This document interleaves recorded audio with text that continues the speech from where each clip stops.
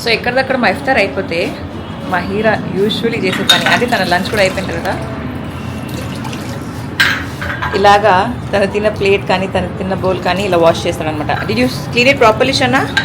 Whole కర్కే rub కర్కే wash కరో. Very good. సో ఇలా వాళ్ళు వాష్ చేశానంటే జలుబు అయిపోతుంది అలా ఇలా అని చెప్పి వాళ్ళని డిస్కరేజ్ చేయకుండా ఎక్స్ప్లోర్ చేయని వాళ్ళనమాట. That's one they will learn and normalize ఈ ఇష్యూని. శుభ్రం చేసేయాలి మన వస్తువు మనం అని చెప్పి. Yes baby. ఇలాగా నేను ప్రీవియస్ వీడియోలో కూడా చెప్పాను, వాళ్ళ రెస్పాన్సిబిలిటీస్ అనేది వాళ్ళకి తెలియాలి, వాళ్ళ పనులు వాళ్ళని చేసుకుని ఇవ్వాలి. సో అలా మా వెంటనే మొహం చేతులు కడుక్కొని తన బౌల్ ప్లేట్ కానీ ఏదైనా ఉంటే అది వాష్ చేస్తాను అనమాట. అంటే ఇలా నీళ్ళతో కాసేపు వాష్ చేస్తాడు, మళ్ళీ మేము వాషింగ్ చేస్తాము. So yeah having said that, ఇప్పుడు మేము తిన్న సామాన్ అంతా కూడా కొంచెం తీసేయాలి.